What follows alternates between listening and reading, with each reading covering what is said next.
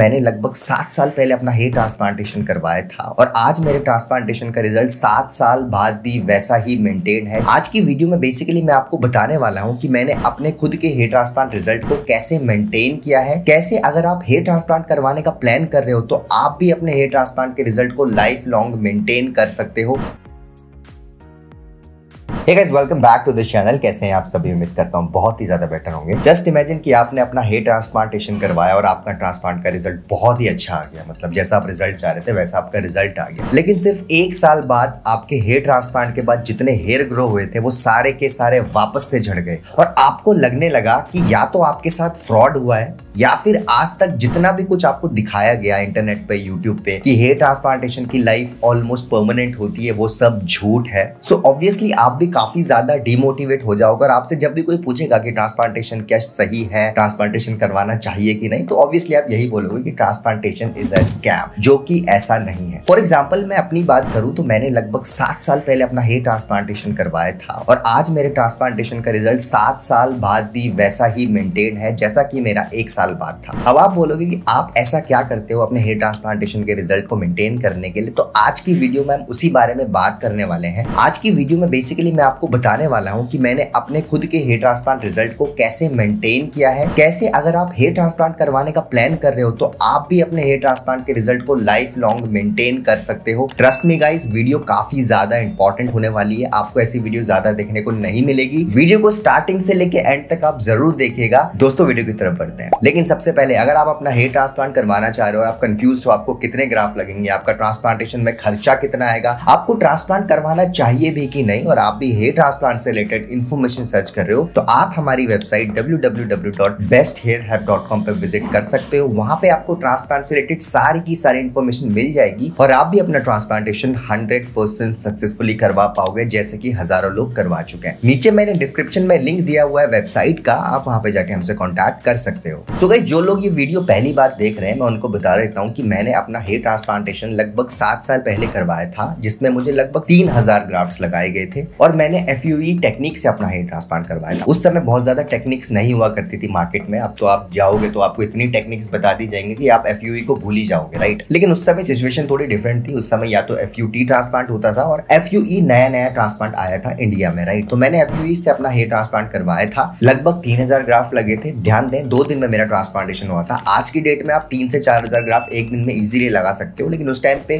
3000 grafts के लिए आपको 2 दिन देने पड़ते थे। मेरा ट्रांसप्लांटेशन काफी अच्छे तरीके से हुआ था, मेरे टेंपल्स भी बनाए गए थे, मेरी हेयर लाइन रिक्रिएट की गई थी क्योंकि मेरे हेयर लाइन का ही सबसे बड़ा इशू था। मैं सिर्फ 21 साल का था और उस समय मेरी हेयर लाइन काफी ज्यादा रिसीड हो चुकी थी। तो आप जानते हैं यंग एज में हेयर लाइन काफी ज्यादा इंपॉर्टेंट होती है। और अगर मैं बात करूं रिजल्ट की, तो मेरा सिर्फ 6 महीने में रिजल्ट आ चुका था। मुझे ऐसा लगता था कि यही मेरा फाइनल रिजल्ट है क्योंकि मेरा बहुत अच्छा रिजल्ट आ गया था 6 महीने में, लेकिन मैं गलत था। इवेंचुअली मेरी डेंसिटी और भी बढ़ने लगी और 1 साल में मुझे मेरी मैक्सिमम डेंसिटी अचीव हुई, राइट। सो सरप्राइजिंगली काफी बार पेशेंट्स को क्या लगता है कि 6 महीने में उनका रिजल्ट आ चुका है, जबकि ऐसा नहीं होता। हो सकता है आपको 6 महीने में आपका रिजल्ट बहुत अच्छा लग रहा हो, बियॉन्ड एक्सपेक्टेशन लग रहा हो, लेकिन उसके बाद भी आपका रिजल्ट आना बाकी होता है। ये चीज मैंने अपने खुद के केस में देखी थी। मुझे लगता था 6 महीने में मेरी इतनी अच्छी डेंसिटी आ गई तो मेरा रिजल्ट आ गया, बट ऐसा नहीं हुआ। इवेंचुअली मेरी डेंसिटी और भी बढ़ती चली गई एंड 1 साल में मेरी बहुत अच्छा रिजल्ट आ गया। देखिए, मेरा ट्रांसप्लांटेशन का खर्चा 10 रुपीज पर ग्राफ्ट आया था आज से लगभग 7 साल पहले। आई डोंट नो अभी 10 रुपीज पर ग्राफ्ट में ट्रांसप्लांटेशन होता है कि नहीं। अगर आपको पता है तो आप जरूर कमेंट में बताइए कि अभी भी आपको ऐसे क्लिनिक्स के बारे में पता है जो 10 रुपीज पर ग्राफ्ट में हेयर ट्रांसप्लांट कर रहे हैं। अगर पता है तो उन क्लिनिक के बारे में कमेंट्स में बताइए। लोगों को पता चलना चाहिए कि 10 रुपीज पर ग्राफ्ट में भी ट्रांसप्लांटेशन होता है। अपने एक्सपीरियंस शेयर करो। क्लिनिक का नाम नहीं भी लिखना चाहते तो बताओ कि आपने ऐसे क्लिनिक्स में कभी ट्रांसप्लांटेशन के लिए इंक्वायरी करी है जहाँ पे 10 रुपीज पर ग्राफ्ट में ट्रांसप्लांटेशन होता है। कमेंट में बताइए, मैं सारे कमेंट्स पढ़ता हूँ। अब जो सबसे बड़ी गलती लोग करते हैं हेयर ट्रांसप्लांट रिजल्ट के आने के बाद, वो है हेयर ट्रांसप्लांटेशन के रिजल्ट की टेक केयर ना करना, जिस वजह से उनका जो ट्रांसप्लांटेशन का रिजल्ट आता है वो कुछ टाइम बाद फेल हो जाता है। जो बाल ग्रो होते हैं वो बाल पूरे के पूरे झड़ जाते हैं। अब जो सबसे बड़ी गलती लोग करते हैं अपना हेयर ट्रांसप्लांट रिजल्ट आने के बाद, वो टेक केयर नहीं कर पाते, जिस वजह से उनका रिजल्ट जो है वो ज्यादा नहीं चल पाता। और इसीलिए आज की वीडियो में मैं उन टिप्स के बारे में बात करूंगा जिनको मैंने खुद फॉलो किया था अपना ट्रांसप्लांट ट्रांसप्लांटेशन के बाद, जिस वजह से आज तक मेरा ट्रांसप्लांट का रिजल्ट बिल्कुल वैसा ही मेंटेन्ड है। सो गाइस, नंबर 1 पॉइंट के बारे में बात कर लेते हैं। अगर आप अपना हेयर ट्रांसप्लांट करवाने का प्लान कर रहे हो तो इस पॉइंट को आप जरूर ध्यान देना कि आप जब भी ट्रांसप्लांटेशन करवाओ कहीं से भी, आप कभी अपनी हेयर लाइन को ज्यादा एग्रेसिव ना बनवाइए। काफी लोगों के अंदर ये डिजायर होता है, राइट, क्योंकि एक तो उनकी नेचुरली फोरहेड बड़ा होता है, ऊपर से उनका हेयर लॉस आ जाता है, तो उनके अंदर एक डिजायर पैदा हो जाता है कि अगर मैं ट्रांसप्लांट करवाता हूं तो मुझे मेरी हेयर लाइन बहुत ज्यादा एग्रेसिव चाहिए। मतलब अगर 7 to 8 सेंटीमीटर्स में हेयर लाइन थी उनकी, तो उनको 5 to 4 सेंटीमीटर्स में चाहिए होती है, जो कि बहुत ज्यादा आर्टिफिशियल तो लगता है,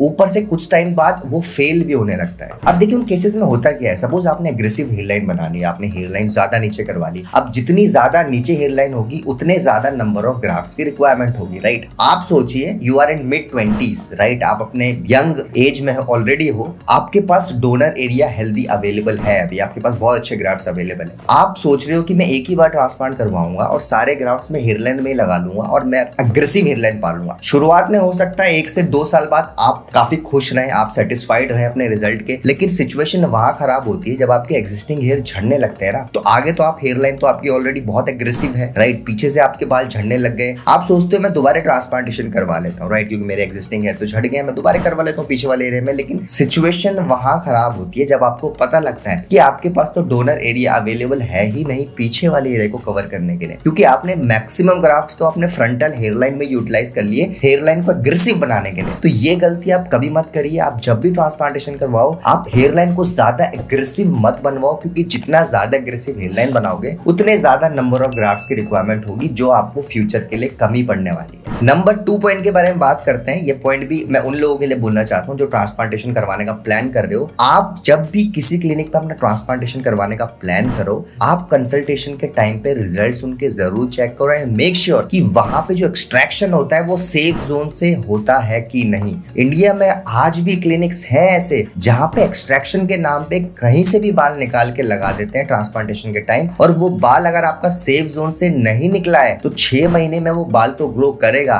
लेकिन 6 से 8 महीने वो बाल वापस से झड़ जाएगा, और वो एक बहुत बड़ा रीजन है फेल्ड हेयर ट्रांसप्लांट का। अगर आप लोग इंटरनेट पे काफी वीडियोस ऐसी देख रहे हो जिसमें लोग अपनी जर्नी शेयर कर रहे हैं और बोल रहे हैं मेरा ट्रांसप्लांट फेल हो गया, मेरे बाल जो लगाए गए थे वो सारे झड़ गए, वो वही पेशेंट्स हैं जिनका एक्सट्रैक्शन सेफ जोन से नहीं हुआ। और जब सेफ जोन से एक्सट्रैक्शन नहीं होता तो वहां पे डीएचटी अफेक्ट करता है। आप चाहे वो बाल निकाल के कहीं भी लगा लो, उस पर डीएचटी अफेक्ट करेगा और इवेंचुअली वो बाल आज नहीं तो 1 साल बाद झड़ जाएगा। हेयर ट्रांसप्लांटेशन का फंडामेंटली ये होता है कि आपका एक्सट्रैक्शन एक ऐसे जोन से किया जाए जहां पे डीएचटी अफेक्ट नहीं करता, वो बाल परमानेंट होते हैं, और वो उस जगह में लगा दिया जाए जहां पे आपका हेयर लॉस हुआ हो। अगर आपके सेफ जोन से बाल लिया ही ना जाए, कहीं से भी बाल निकाल के लगा दिया जाए just to satisfy the patient for a while, कि पेशेंट बस सेटिस्फाई हो जाए कि मेरा ट्रांसप्लांट अच्छा हुआ है, वो बाल इवेंचुअली कभी ना कभी झड़ जाएगा और आप उन्हीं पेशेंट्स में शामिल हो जाओगे जो पेशेंट्स रिग्रेट करते हैं ट्रांसप्लांटेशन करवाने का, और सेकंड सेशन करवाने जाते भी हैं तो उनके पास डोनर एरिया ही अवेलेबल नहीं होता। So transplantation failure is not only about the money, right, it's about the time जो आपने 6 से 8 महीना दिया है, and it's also about the donor area जो आपके पास लिमिटेड है। आप कितने भी पैसे खर्च कर लो, डोनर एरिया वापस नहीं ला सकते।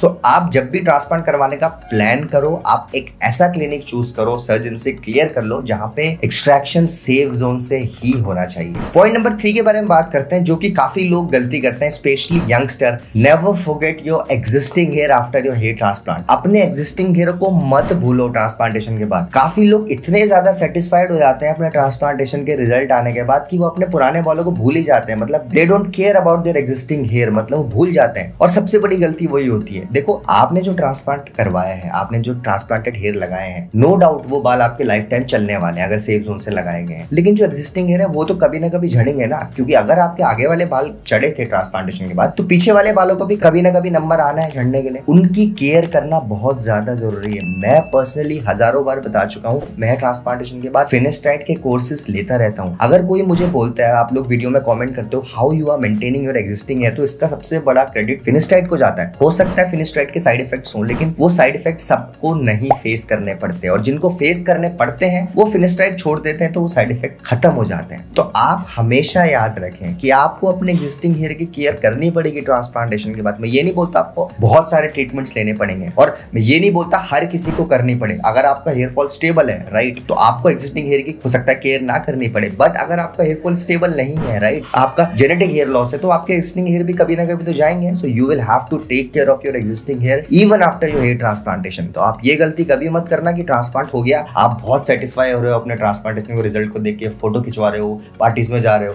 एक्जिस्टिंग हेयर कभी ना कभी आपके झड़ने वाले हैं and you will have to maintain your existing hair to maintain your look actually. क्योंकि आप सोचो अभी आपकी फोटो बहुत अच्छी आ गई, 6 महीने बाद पीछे वाले बाल झड़ गए तो वो सिचुएशन और भी खराब हो जाती है। इस पॉइंट को हमेशा याद रखें, आप कभी भी ट्रांसप्लांटेशन करवाते हो आपको अपने एक्जिस्टिंग हेयर को मेंटेन रखना पड़ेगा, स्पेशली अगर आप यंग एज में हो। अगर हम बात करें पॉइंट नंबर 4 के बारे में, वो है don't use harsh chemical colours on your hair, specially your transplanted hair. अब देखिए जब भी ट्रांसप्लांटेशन हम करवाते हैं, राइट, ट्रांसप्लांटेशन एक सर्जरी होती है, इसमें आपका जो डोनर एरिया और रेसिपिएंट एरिया है ना बहुत ज्यादा सेंसिटिव रहता है बहुत ज्यादा टाइम तक, राइट। आपको ट्रांसप्लांटेशन के कुछ टाइम तक कलर यूज नहीं करना। अगर आप कलर यूज कर रहे हो तो मेक श्योर वो कलर अमोनिया फ्री होना चाहिए। और आपको ट्रांसप्लांटेशन के बाद भी जब आपका रिजल्ट आता है आपको एक्सेस अमाउंट में हेयर वैक्स यूज नहीं करना, हेयर जेल यूज नहीं करना, राइट। एक्सेस अमाउंट में, हाँ पार्टी में जा रहे हो महीने में 1 बार, साल में 10 बार आप यूज कर सकते हो, राइट। लेकिन रोज इतने सेटिस्फाई मत हो जाओ अपने रिजल्ट को लेके कि मेरी हेयर लाइन वापस आ गई, अब तो मैं रोज वैक्स लगा के खड़े करके बाल जाऊंगा। हाँ वैक्स लगाओगे बाल खड़े हो जाएंगे, अच्छे भी लगेंगे, लेकिन उससे आपके बालों पे स्ट्रेस पड़ेगा और हो सकता है वो बाल झड़ जाए। आपने कभी बालों पे केमिकल यूज मत करो। ये बात हम जो आपको बताते हैं ये डॉक्टर्स के साथ डिस्कशन करने के बाद हम वीडियो बनाते हैं, राइट। मैं हमेशा बोलता हूँ हम वीडियो ऐसे नहीं इंटरनेट से उठा के बना देते हैं। हमारे बेस्ट हेल्थ में काफी ज्यादा डॉक्टर्स एसोसिएटेड है हमारे बोर्ड में। हम जब वीडियो बनाने वाले होते हैं वीडियो की स्क्रिप्ट सारे डॉक्टर्स के पास जाती है एंड जब वो ग्रीन सिग्नल देते हैं तभी उन स्क्रिप्ट्स को हम आपके सामने वीडियो प्रिपेयर करते हैं। इसीलिए हम जो भी आपको बता रहे हैं ये डॉक्टर्स की ही रिकमेंडेशंस होती है। पॉइंट नंबर 5, अगर आप अपने हेयर ट्रांसप्लांटेशन के रिजल्ट को मेंटेन रखना चाहते हो आप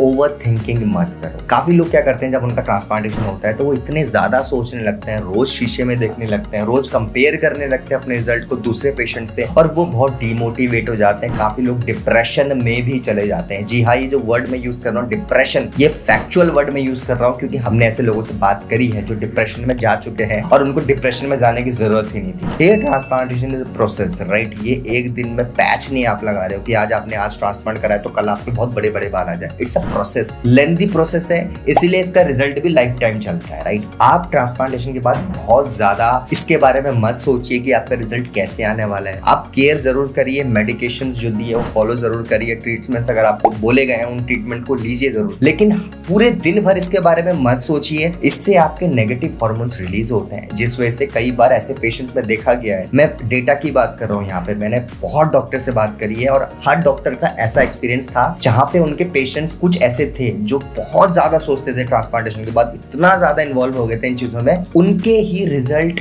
धीरे धीरे इवेंचुअली फेल होने लगे। तो ये भी बहुत बड़ा रीजन है कि आपको ट्रांसप्लांटेशन के बाद आप ये सोचिए आपको अपने सर्जन पे ट्रस्ट करना है जो वो बोल रहे हैं, ज्यादा नहीं सोचना, डिप्रेशन पे नहीं जाना। आपके life long transplanted hair maintain रहेंगे एंड आप अपने रिजल्ट से लाइफ लॉन्ग सेटिस्फाइड रहोगे। सो गाइस ये थी आज की वीडियो, उम्मीद करता हूँ वीडियो पसंद आई होगी। बहुत मेहनत लगती है वीडियोस बनाने में, वीडियो को लाइक करिए, फ्रेंड्स के साथ शेयर करिए, फर्स्ट टाइम चैनल में आए तो चैनल को सब्सक्राइब करिए। आने वाले टाइम में बहुत सारी ऐसी वीडियोस आने वाले हैं जिनकी नोटिफिकेशन डायरेक्टली आपके फोन में पहुंच जाएगी। Thank you so much for watching guys.